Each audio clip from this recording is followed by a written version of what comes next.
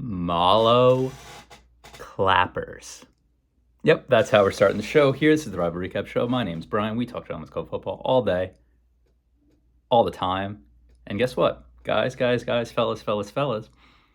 It's 7 weeks in. We're halfway through the regular season. You know what that means? It means is the witching hour upon us? No, not quite. Maybe that's like week 10. Look, we are halfway through. Teams are taking shape. Many trades have been happening. Many more trades I would expect to happen. I believe we're about two or 3 weeks. I think might be 3 weeks from today for the trade deadline. I'll have to check. Kamish, throw that in the chat if you know it, or anyone else who just has that readily available. It's either 2 weeks or 3 weeks. I expect some fireworks.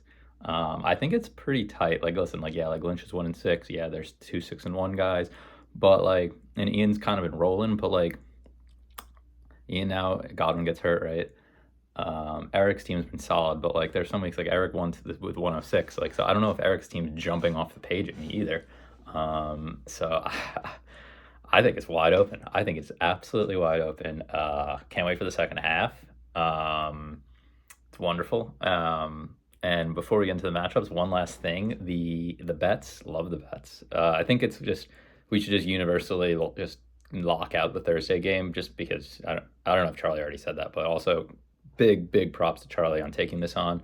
It was going to be there was a couple different ways suggested. I just threw one in there just to get the ball rolling, see if anyone would bite.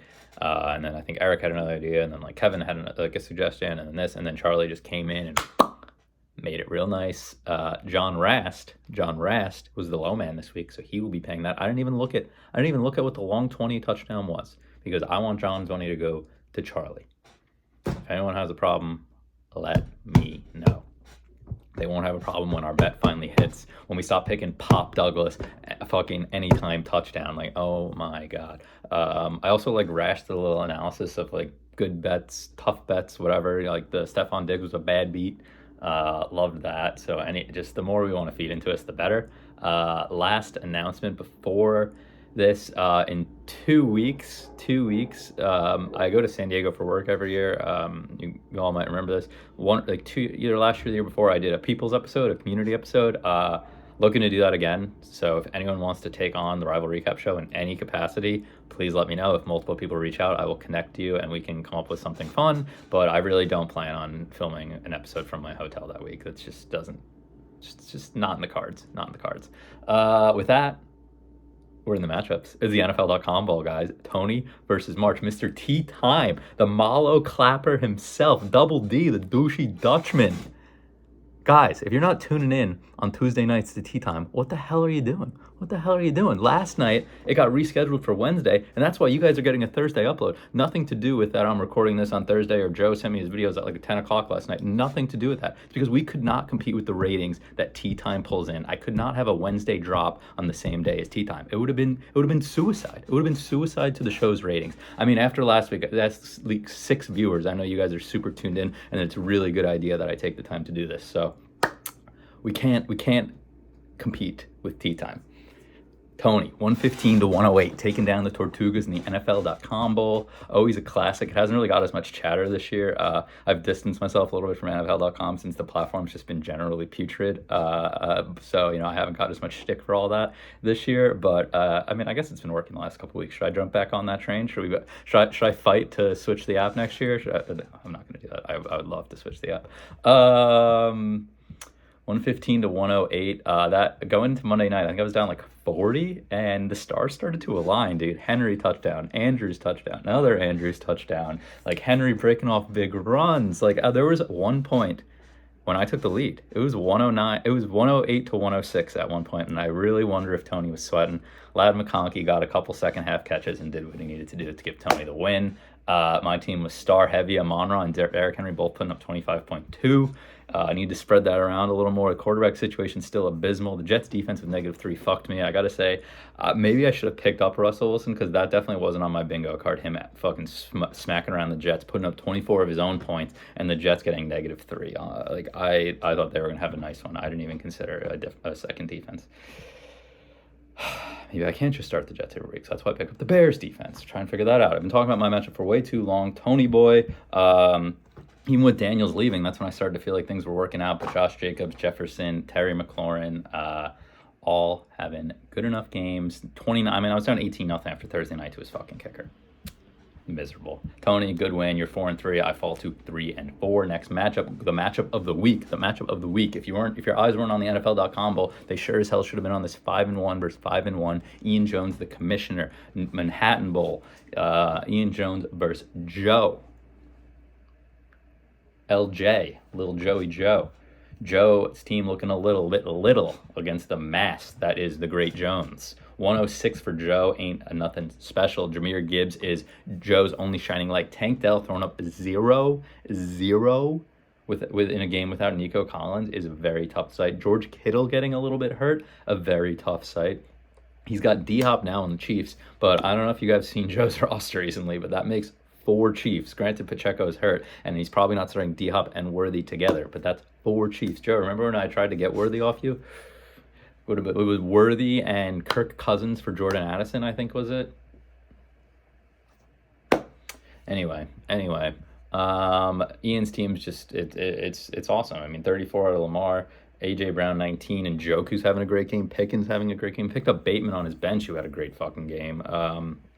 So maybe Bateman or Jacoby Myers, if he can get healthy, can slot in for Chris Godwin, and the Great Jones can continue to fucking roll. 122 to 108. The father figures taking down the young Esquires. The father, the future father of this league, Kevin Lamb. God, I can't wait to meet that kid. What do you think his name's going to be? He told me, I said, I cannot, what the fuck just happened? I think one of my lamp just got fucked up. He told me that there's a greater chance his son's name is Ian Jones Lamb than Amir Abdullah Lamb. That doesn't sit right with me. But anyway, Kevin picks up a nice win, 122 points. Josh Allen, 21. Kareem Hunt, 22. Atchan not even having that special of a game. Brock Bowers is just phenomenal. He's tight end 1, right? He's got to be tight end 1. So that's crazy. If people thought it, we all passed on it. Kevin takes him. Fucking awesome. Spencer, I think that Spencer across the pond right now. I think I saw something. He was somewhere. You guys are world travelers, and I only fucking find this out because I'm a weirdo on Find My Friends. Like Kevin Lamb was in Ireland, dude. Tell us about that guy. Start submitting some stories of the week. I want to hear about it, and that would be a fun way to use this platform. Kevin Lamb, 3-4, 7th place. Spencer Sklar, 2-5, 10th place. Next one, a very close matchup. The Crips taking down the Phoenix Fire. Matt Lynch can't catch a break. Loses 106 to 104. Lynch is 1-6, dude. He was 0-14. I don't know if this was a tweet or it got posted in the group me, but someone said that Lynch is 1-20 in the last 2 years. Like, obviously that's just combining the last 2 seasons. We probably could go even further than that because I know Rast really dug deep for Lynch's last win, dude. I mean, got bad luck, dude. Cortland Sutton getting 0 points in a 33-10 win is shocking. But not really, because that Broncos team are just fucking weird. Mike Evans getting hurt, dropping would have been his second touchdown catch of the night, and just pulling up lame. It's just the luck is so against him. Discussed some trades with him, we couldn't come to anything. And as I was talking to him, he mentioned others were reaching out. So you know what? Maybe we see something happen before Sunday from the Phoenix Fire. Other side, the Crips, 106. Just one of those games that when your season's going right, you love to win. You love to get a win with 106 points. The wins you need. Deebo Samuel has like fucking pneumonia, and he still wins. Tyreek Hill gets 2 points. Kenneth Walker leaves that game a little bit banged up, but like it doesn't matter. I thought Montgomery got a little banged up. I know he returned, but I would have thought maybe he might smack a Q on there, but I guess not. But if anything's wrong with Walker, he's got Charbonnet ready to go. Eric's team's good, man. I think I might have voted Eric best team. I don't know why. I mean, he just keeps it's solid. It's just solid. I think that speaks to the league more that I voted him best team because once again, it's wide fucking open. Latin Mooks. Ortiz, a guy who might have got some best team votes. I know a lot of people sneaky like him. He used to be the Kevin Lamb admirer, but now I think we have some James Ortiz admirers.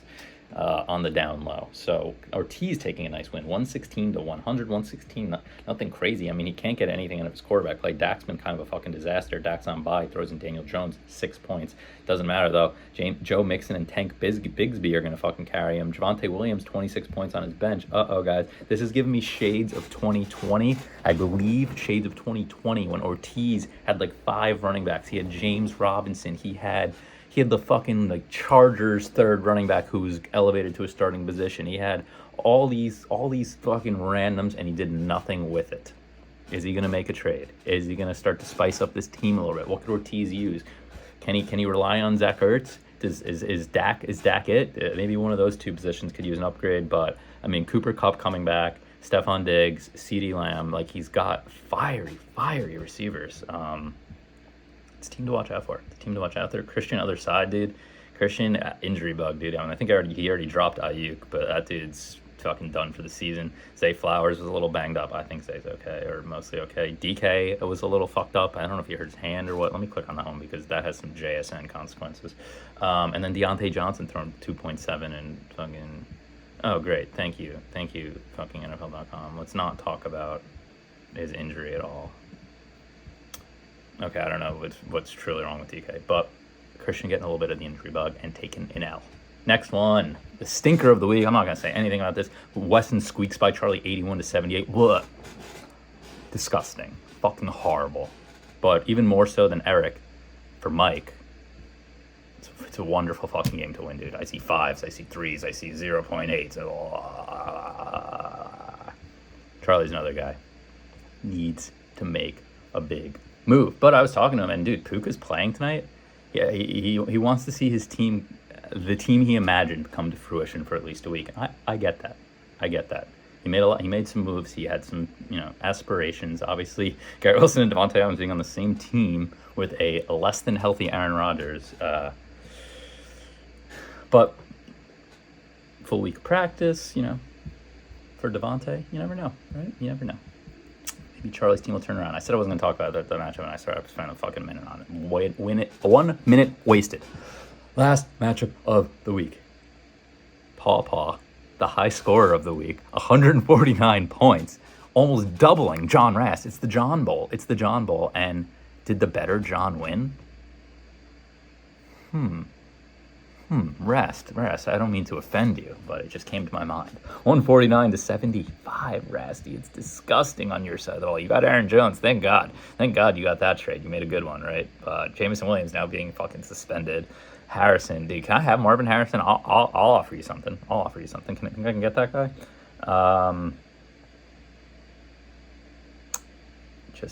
I struggle to look at Rasty's team. You avoided the dud, though. Avoided the dud by 0.16. Let me talk about Johnny a little bit. Let's have some positives before we send it to Joe. Jalen Hurts, 22 points. Saquon Barkley, 26 points. Beasts.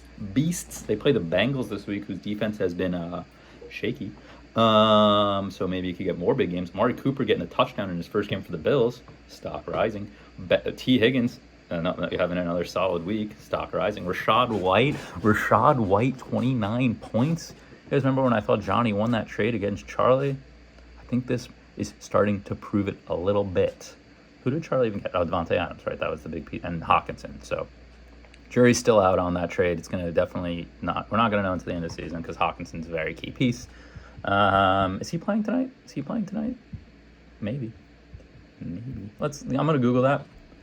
And in the meantime, I'm going to tell you all to have... He won't play tonight. Hawkinson's not playing tonight. But I'm going to tell you all to have a wonderful night. Tune in to Tea Time next week. It's a great Tuesday night, 9 p.m. show. I don't, laugh out loud shit my pants very often. I've been laughing out loud shit in my pants. You guys should join me. With that, let's get it over to Safe Space for Joe. Thank you. Oh, hello there. This is still a thing, gentlemen. I don't even know what week it is. Week 7's in the books. Week 8, by the time you probably watch this, will be starting. Welcome back. These are few and far between these days, but welcome back to another episode of Safe Space. Shall we get into it with some Narduli's notes? I have a few, and they date back a few weeks, so let's just rip through them. Number 1 reads Throwback Thursdays. A few weeks ago, the Seahawks and the Niners played on a Thursday Night Football game, and both teams wore a throwback uniform. I believe when Thursday Night Football was first introduced, they did color rushes, which like a lot of shitty uniforms came out of that, but I'm a big fan of throwback, so I think Amazon and the NFL should turn Thursday Night Football into Throwback Thursdays for both the home and away team. Nerdy note number 2, not starting enough guys. I know this when Tony was complaining that someone that I think Ras didn't have start enough guys, and that could have playoff implications for other teams, including that person's team. And then I had to go a week without starting a kicker. It's just fucking stupid. Like, this isn't, I know Ras is like, oh, this injects fucking strategy. If you have to decide not to start. No, it's fucking stupid. Like, Ras, I know you're just a silly little moron, but like, this isn't fun if I have to decide between dropping fucking DeAndre Hopkins, who thank God I didn't because now he's a Kansas City Chief, or starting a fucking kicker. Like, I think it's so apparent this year versus any other year that we just need an IR spot so we don't have to have dumb instances where teams aren't even playing full lineups early in the season, or have to potentially drop someone that could be super key for them later in the season. Nerdy note number 3 reads Tony's team pick. Tony's team this year is the Douchey Dutchman. I was staring at his team pick. He looks great. My note here is just, I've never seen an espresso martini with more foam than in that picture. Nerdy note number 4 reads The Rizzler. The Rizzler. I'm a fan. I'm just a fan. I'm not a fan of Big Justice and Big AJ, especially Big AJ. Nerdy note number 5, Justin Bieber. Justin Bieber, he just came across my mind earlier this week. I haven't heard a Justin Bieber update in years now. What's he up to? Does anyone know? Let me know.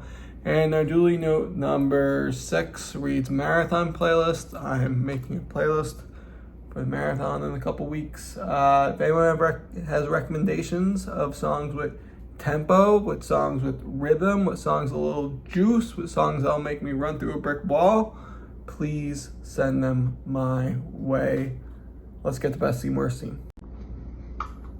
I feel like with these sporadic safe space episodes, best team, worst team has a new pulse, a new pump to it, because it really is a good gauge or a good barometer of where the league is. Best team goes to Eric Olson. I've always said Eric Olson is an every other year guy. It is an even year. He's like the San Francisco Giants teams of the early 2010s. And Eric has another great team. His team name is the Crips. He's 6-1.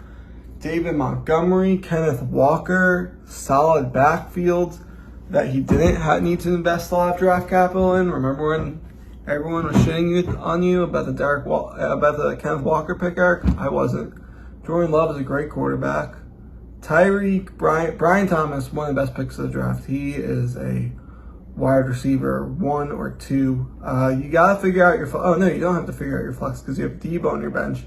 The scariest thing here is Eric's gotten virtually nothing from Tyreek Hill, and to his back. So, starting lineup of Love, Montgomery, Kenneth Walker, Tyreek Hill, Brian Thomas Jr., Debo, and Jake Ferguson. That is scary.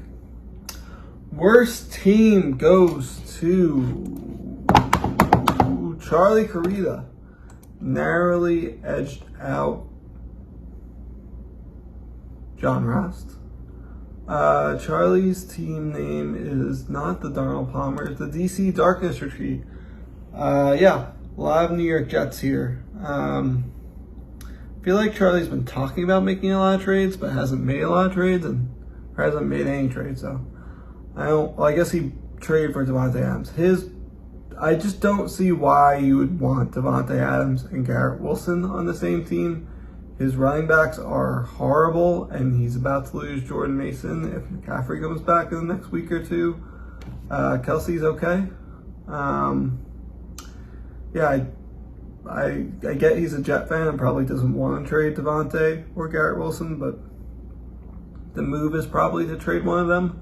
I offered him a trade for Puka a couple weeks ago that probably would have bode him well, especially since Puka's just collecting zeros on his bench. But I don't know, some of these teams, man, some of you guys just, I feel like you're just okay with having shit records and clearly flawed teams. Like, I admire teams that at least try to mix things up. All right, segment. This week's segment, I believe this is the first on The Safe Space.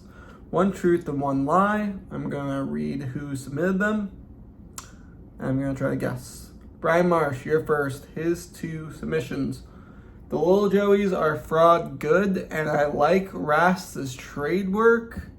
The second one is clearly a sarcastic submission, so that's probably the lie, which means the truth are the Little Joeys are fraud good. My team's kind of weird. I do have the 3rd most points, so that's usually a telltale sign of not being fraud good. But I kind of like where my team's at because we're 5-2, and I feel like, I've had Neighbors miss games, Kill miss games, Pacheco missed pretty much all season. But second half of the season, I'll get Pacheco back.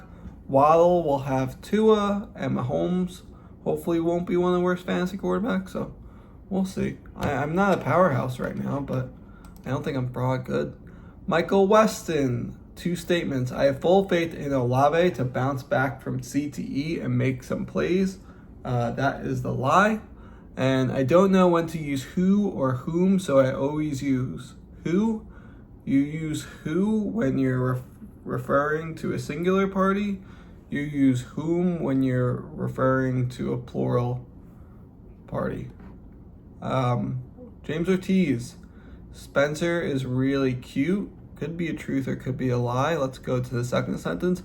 Rast is historically known as a very savvy trader and makes great deals. That one's a lie. So Spency's a little cutie.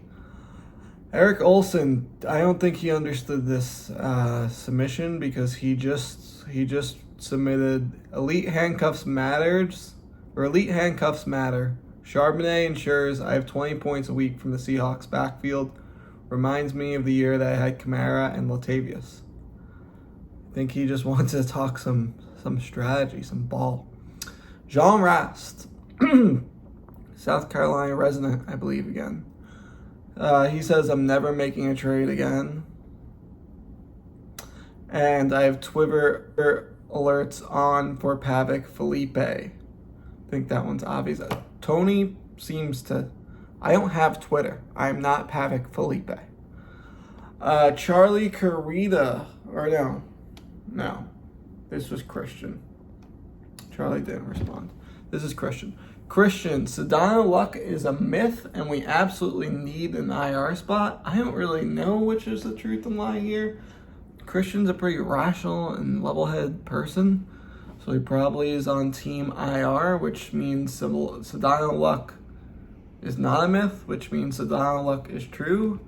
And Sedano Papa's a goofy moping up the standings these couple weeks, so Sedano Luck might be back in. Tony, Ras brings more juice than 80% of the GC founding members. Ortiz is more stiff than I remember. I'm going to say the truth here is Ras bringing more juice. I think Ras is one of the best people in the league. He's engaging. He swaps. He responds to text promptly. He's active in the group chat. I think, and you'll see these for some of the other safe space submissions, I think there's an overall yearning across the league for all league members to put a little more effort into the league. So take that as you may. Kevin Lamb. I lost a bet to Ian, and my kid's confirmation name has to be Ian. And then my favorite episode of Tea Time was the cheese balls. I'm going to assume the Ian one's a lie. I didn't watch the cheese balls episode, but Tony's usually electric on the camera, so I don't see why that would be a lie. John Sedano is going to round us out here. His two submissions are the Jets suck and Rashad White sucks. Both those seem like truths, so I'm not sure if he knows which one's a lie. He's probably hoping one of them's a lie, but they certainly both seem like truths now. Let's wrap things up. Safe space coming in hot after this break. Gentlemen, how we wrap up the show every week, we wrap it up with a little segment called Safe Space. We have a bunch of submissions here. John Sedano on the rise. Charlie has great assets to make a move. Ortiz looks strong. Imagine if I just read these the whole time and just didn't comment at all. How in the hell is Lynch staring down the barrel of 1-6? Blow it up. Make a million trades. I think we just lost Lynch. I think he just doesn't care anymore. He probably wakes up every Sunday morning and dreads opening up the app and updating his lineup. I don't think he's sending out any trade texts. Probably ignores most of the ones he gets. He sent that fucking big paragraph on a Friday night about how he needs a running back and then didn't even make a trade for a running back. I think we just lost him. I think he's just going through the motions. And I don't know if it's recoverable. Maybe if he brings back... I don't even remember what his playoff segment was, where he would pick the games. Or he updates the horror rankings. That'll give him some juice back, but right now, Lynch is he's just a walking zombie going through the fucking motions of fantasy football. Was he 1 in fucking 20 in the last year and a half? Shocking. GC might have to make some moves in the offseason. Clubhouse is dead as a doorknob. I don't know what that means. Better Call Saul is a sneaky top 5 show of all time. If you haven't watched, I recommend. I have not watched. Hope marathon training is going well, Joe. Any goals you're shooting for? My only goal is really to finish. I got hurt like a month and a half ago. And had to go to orthopedic and take a week off and then ramp back up. And now it's like constantly fucking just managing my legs to get myself to run. So it's been shitty. It's been very time consuming, but I was able to do 20 miles the last 2 weekends. So if I could do 20 miles twice, I think I could do 26 once. Coming up in 2 weeks. On that note, if any of you would like to come down or up or east or west to New York on Sunday, November 3rd to support and then meet up after, drink my little face off, all is welcome.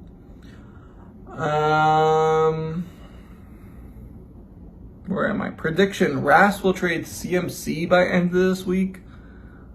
Yeah, Rast, I feel like he thought he was like a 5-1 team all year by just continuously trading for hurt players. But right now he is in 12th place. And not only is he in 12th place, let's look at his points for. Yep, he has the second to worst points for. He's lost 4 games in a row. I think his strategy was like, let me just get into the playoffs and then I'll have Christian McCaffrey. It's looking very unlikely that he's going to get into the playoffs. So, John Rast, he's chaos. If he guarantees you one thing, it's chaos. Bum bum be-dum, bum bum da-dum dum. I'm a little Joey guy, and I will always do little Joey things. Oochie coochie coo. That was from Tony. And Tony, I'm not reading your second submission.